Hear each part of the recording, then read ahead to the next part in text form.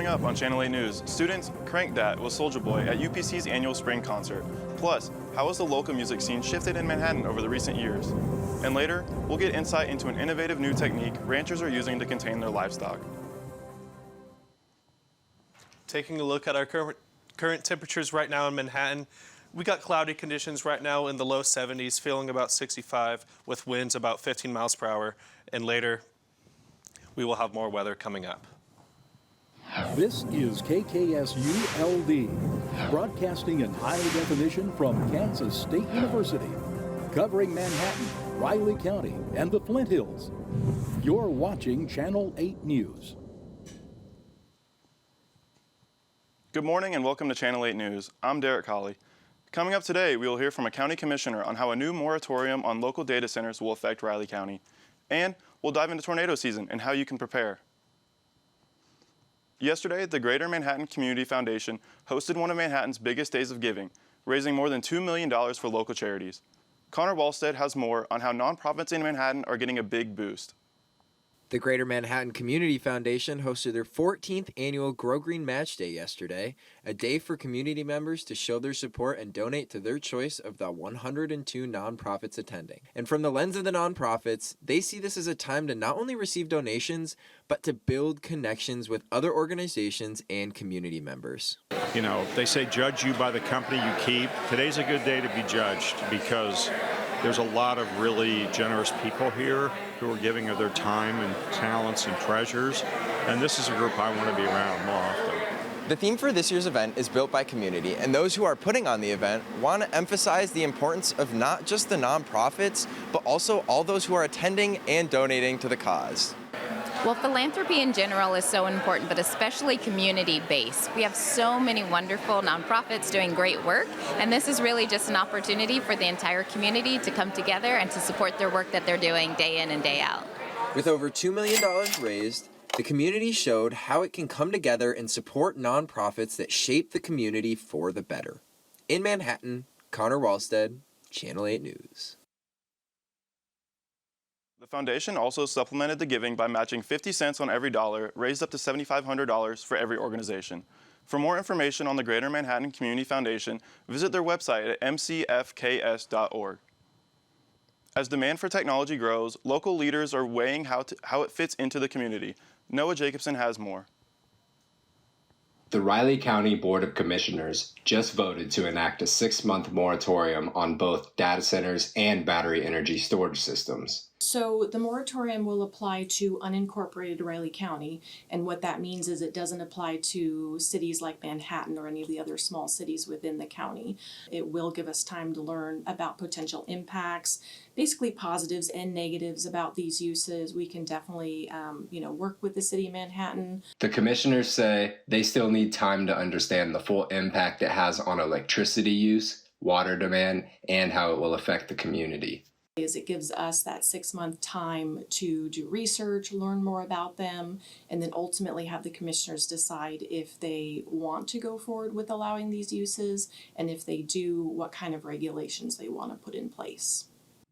This open land is the kind of space where future data centers could be built. They help power our digital platforms and social media we use every day. But Riley County says they will use this pause to study how these facilities could impact local agriculture and nearby operations like the National Bio and Agro Defense Facility. And then ultimately for the commissioners to decide how they want to proceed. Do they want to allow them, and if they do, what regulations will that look like? Or they could outright ban them if they want to. County leaders say they are encouraging public input during this process, but for now, the moratorium gives them time to prepare for any future protocols. In Manhattan, Noah Jacobson, Channel 8 News. As technology continues to grow, so does the conversation around how it fits into communities like Manhattan. A product for ranchers looking to control their cattle grazing is becoming more popular. Braden Miskey has more. Virtual fencing is a tool that has become increasingly popular among ranchers. The feature works by putting a car on a cow and having virtual parameters where the livestock must stay inside. While there is no visual fence, the cattle learn to stay inside based on sound and shocks through the collar. So if the animal would end up leaving the containment area or entering an exclusion area, they would get an auditory signal, and so you'd have a series of beeps, one to however many the companies put out, and then after that series of auditory stimuli, then they would receive an electrical shock. Ranchers are using virtual fencing to get cattle to go to places that, quite frankly, they don't want to go to. K-State Extension Agent Wendy Powell said that virtual fencing isn't here to replace barbed wire fencing, but rather to improve grazing throughout the pasture. That improved grazing can help pastures now and for sustainability into the future. Move that heavy grazing and move it out. We could graze areas that maybe don't even get touched because of, slope or distance, and then also preserve some areas or minimize the grazing effect on some of these more key areas. In a region like the Flint Hills, using the new virtual fencing tool can be useful due to the large amount of pasture ground and the steep hills that cattle often look to avoid. In Manhattan, Braden Mieske, Channel 8 News. Virtual fencing companies and ranchers are continuing to look at the product to see how it could possibly impact the livestock landscape into the future. Students packed Bramlage Coliseum this past weekend as Soulja Boy took the stage for his highly anticipated performance. Amelia Likens has more. This past weekend, Soulja Boy turned his swag on at Bramlage Coliseum. Students and fans filled the stands for the highly anticipated performance. I went to Young Gravy, and that was fantastic, so I'm very excited for this. Soulja Boy is just a hype man, trying to hype up. I'm going to listen to Soulja Boy. Fans were ready to hear their favorite tracks. Crank That and Kiss You Through the Phone. Kiss Me Through the Phone. Though excitement was high, some fans were disappointed when Soulja Boy didn't hit the stage until nearly 11. The concert was hosted by K-State's Student Union Program Council, or UPC, which uses student input to select performers. We start out on Instagram. We pretty much just get every artist that anybody mentions and we put them on our Instagram into genre brackets, and then students on Instagram vote on those brackets. We want to narrow that down to what this year's students want to be seen. So it takes over a year of planning to get everything together. The night began with a performance by Oxcord Wars, along with a special appearance of Olympian duo The Woodles, before Soulja Boy took the stage.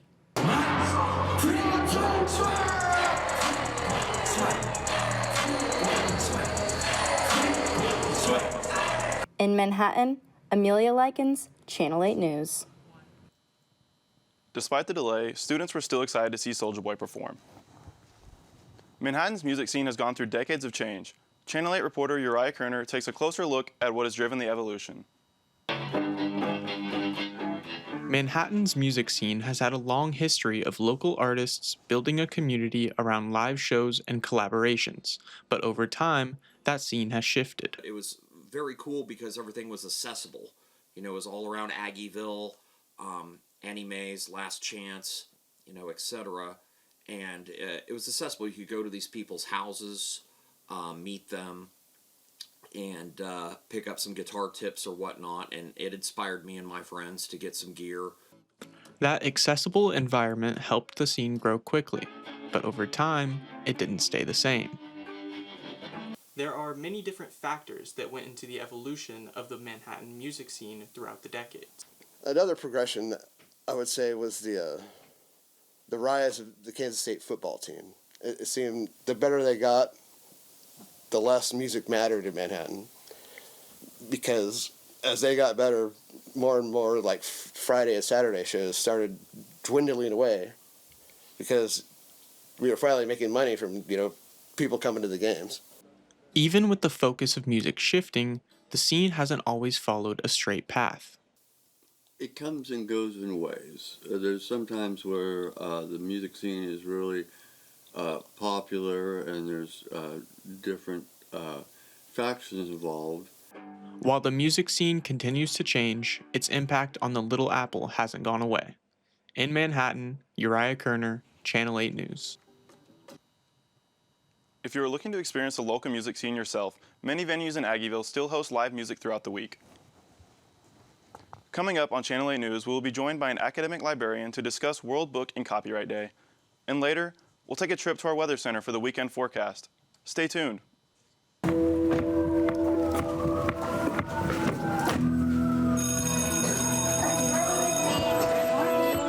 You ready?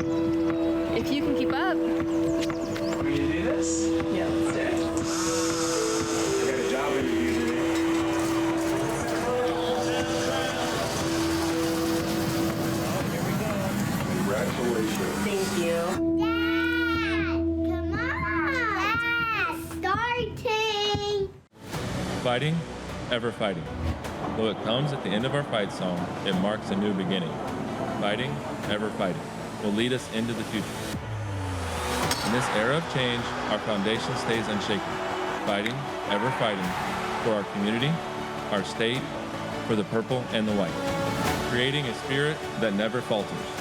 This is K-State. Fighting, ever fighting.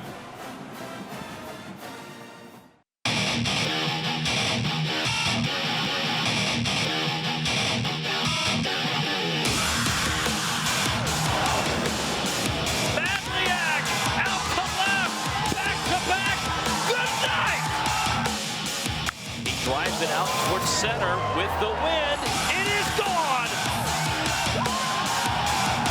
Always smiling. Shinzero Inoue.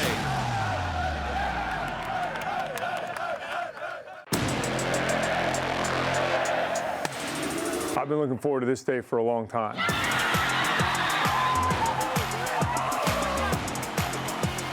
Never give up on the game! K-State wins! K-State wins! Here we go. What are you really willing to sacrifice to get there? As a fan, you're going to get access to things that you typically wouldn't get. Go crazy, everybody! Everybody's really, really excited to do something special. On behalf of World Book and Copyright Day, I'm pleased to be joined by Hale Library's own librarian Jason Coleman. Mr. Coleman, thank you for joining me today. It's my pleasure. And the topic of books is such an interesting one in the increasingly digitalized and fast-moving world in terms of content. What do you, from your perspective, what is the role of books in an increasingly digitalized world? All right. Well, there's several roles, but the one that really strikes me is the ability of books to get us out of our filter bubbles. So anybody who's been on TikTok, like I do that too, knows that what's coming is confirming what we like. So we keep seeing more and more of what we like, more and more views that accord with what we have.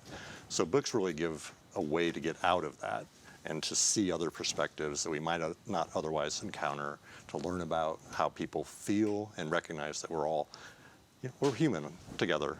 So to see and have more empathy for each other. Yeah, right. I mean, it's so easy to get caught in echo chambers on things like Twitter, TikTok, as all the content's kind of tailored there. What do you think is the importance of going and searching out maybe something like an academic journal rather than just taking maybe the things you read in an article? Right, yeah. Well, expertise really, having the vetted, somebody who has a lot of experience with an area. And also, to be honest, it's like, if they say something that's wrong, that's going to have an impact on their career. So you want to find somebody who has accountability for the content that they're delivering. Yeah, 100%.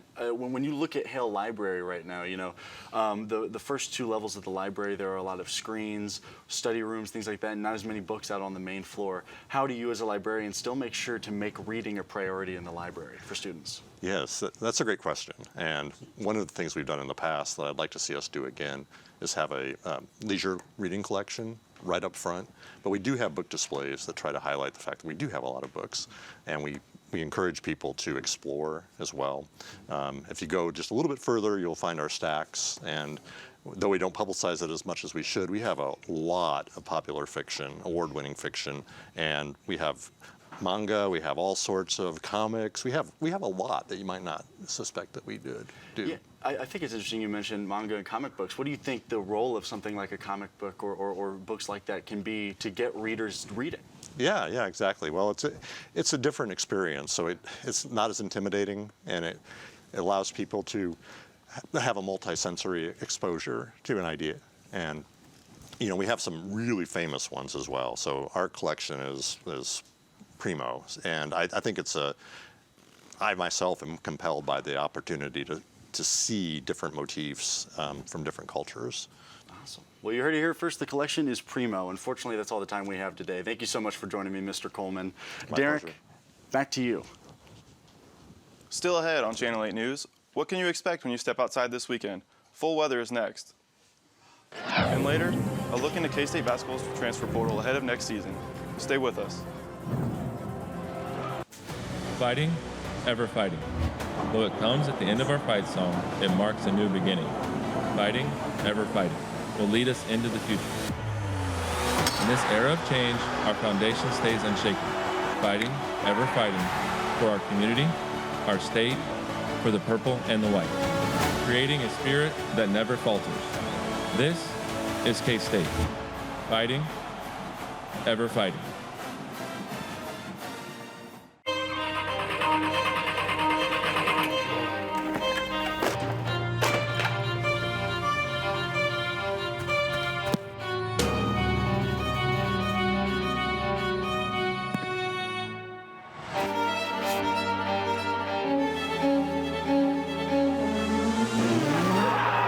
Championship on the line.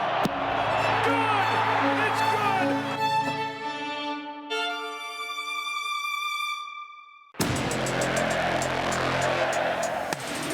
I've been looking forward to this day for a long time.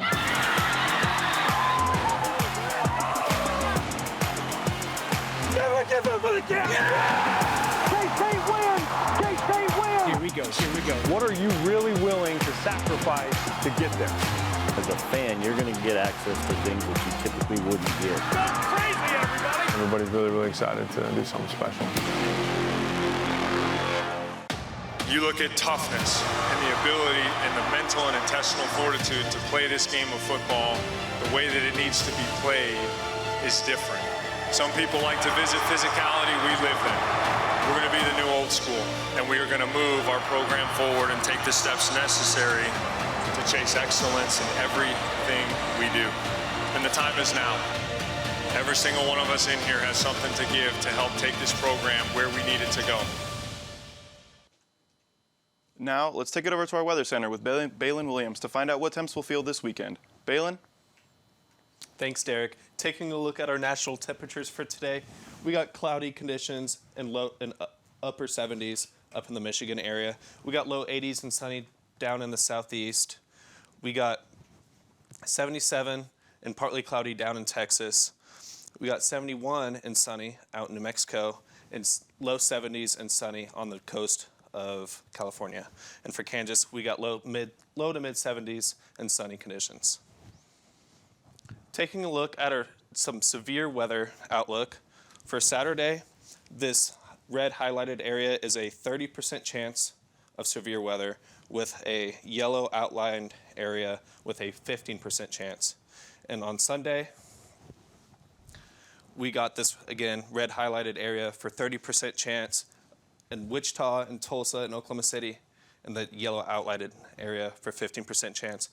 And the weather outlook for Sunday is actually pretty similar to what the weather could look like this afternoon. Taking a look at our Kansas map, we got 73, we got low 70s in the KC area. We got low 70s down in Wichita. We got low 80s up in central Kansas. And we got low to mid 70s out in western Kansas. And for, again, the severe weather outlook, we got a lot of possibility for severe weather later this afternoon, with chance of even tornadoes and tennis ball sized hail. Taking a look at tomorrow's planner, we got sunny conditions all day. We got at sunrise, we got low 60s. In the afternoon, we got low to mid 70s. And at sunset, we got low 60s, with winds about 5 to 10 miles per hour with a 0% chance of precipitation. Taking a look at our 5-day forecast today, we got thunderstorms likely in the afternoon with mid 70s, dipping down back into the 60s. Tomorrow for Friday, again, we got sunny conditions in the low 70s, dipping back down into the 50s. Saturday and Sunday are very similar, giving back into the low 70s, low to mid 70s. And then on Monday, we got mid 70s. And then that's all the time we have for weather right now. Derek, back to you. Coming up on Channel 8 News, we will dive into Elias Rapiak's decision to enter the transfer portal. Then, we'll see how K-State soccer honored university history with a memorial tournament. Stay tuned. I've been looking forward to this day for a long time.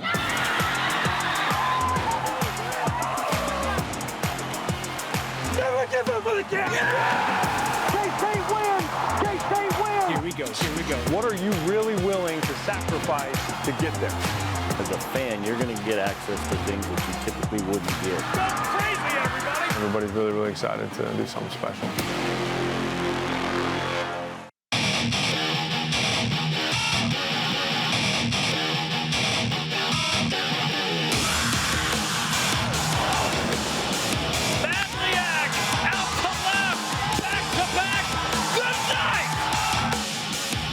Drives it out towards center with the wind. It is gone! Always smiling. Shinzaro Inoue. So within industrial engineering, you can actually start your master's degree a year early and start taking those classes your senior year. And then after you go through those upper level courses, you only really have a year left and you would come out with your bachelor's and master's degree, which is something I have been considering just because, you know, it's one extra year and I do love K-State. So it's like, you know, win-win. But that's a perk with being an industrial engineer. You're able to get your master's degree in just one extra year.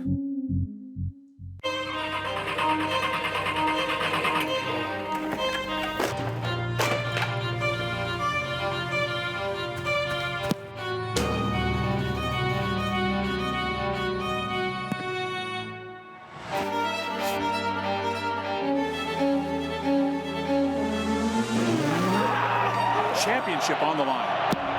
Good! It's good!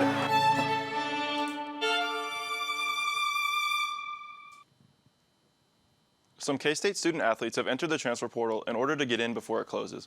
Connor Walstead has more in our Sports Center.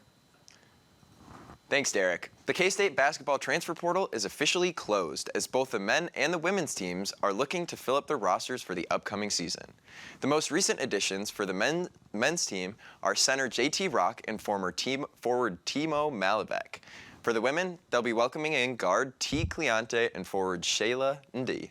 Both teams have their eyes on the future and hope to have improved their rosters for this upcoming season. On another note, K-State forward Elias Rapiek has officially entered the transfer portal. The transfer junior from Berlin, Germany started 12 games for the Cats this season and played a key role in the front court when he was on the floor. While his next chapter is still unfolding, Rapiek says his time at K-State is something he will always appreciate.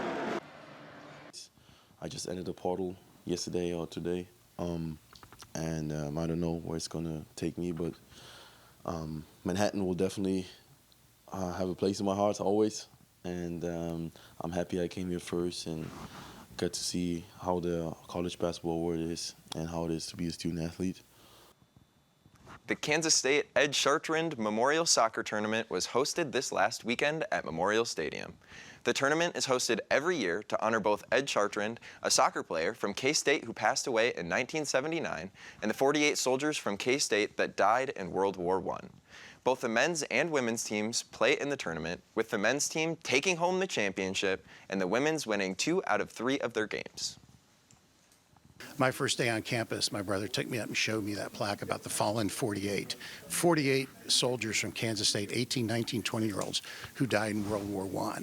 And he impressed on me how cool it is that we get to play in this facility. So our first tournament after he died, we invited a team from Fort Riley and played in our tournament.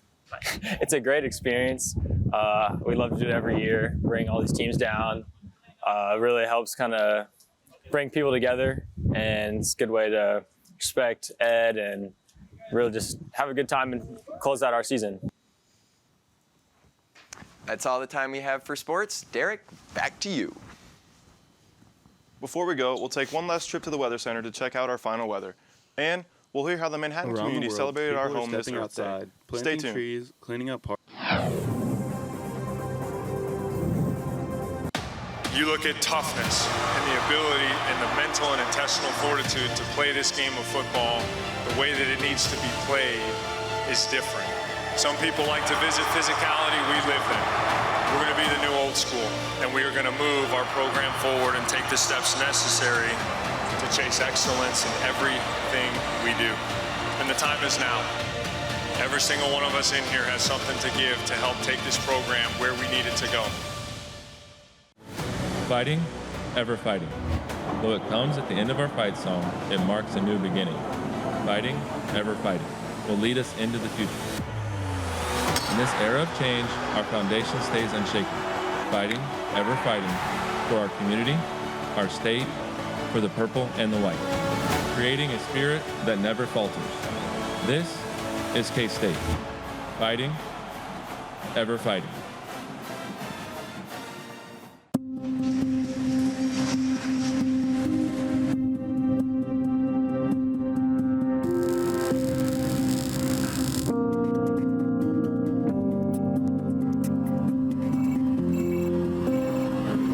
Yeah, so the first third of the runway.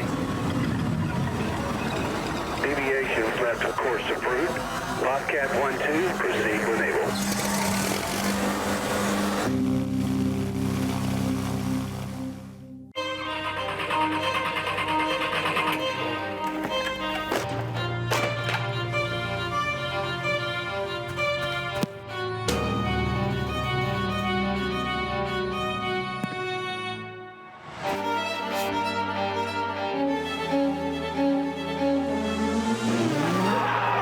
Championship on the line.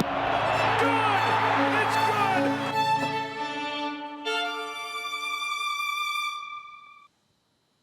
Yesterday was Earth Day, first established in 1970 as a way to remember the Earth environmentally. Those celebrations continued again this year. Around the world, people are stepping outside, planting trees, cleaning up parks, and taking a moment to appreciate the environment around them.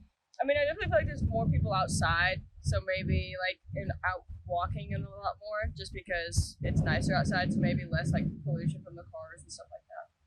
Earth Day is a time to slow down and reconnect with nature, whether that means feeling the sunlight, listening to the wind through the trees, or simply taking a deep breath of fresh air. Across the world, people are celebrating Earth Day, but they're not only talking about change.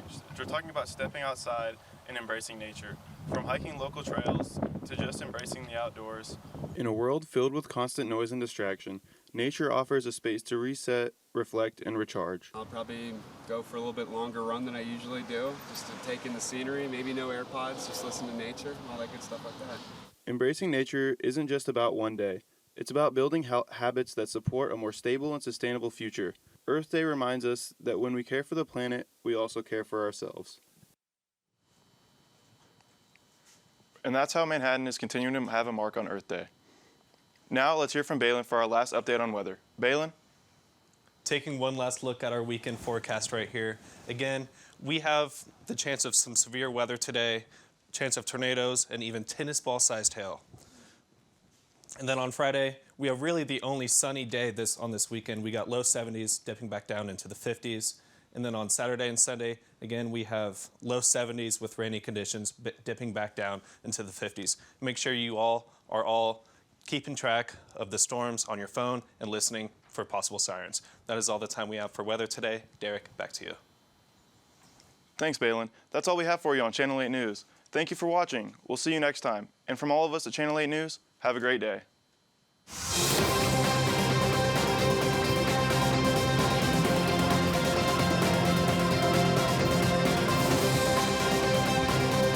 This is Channel 8 News.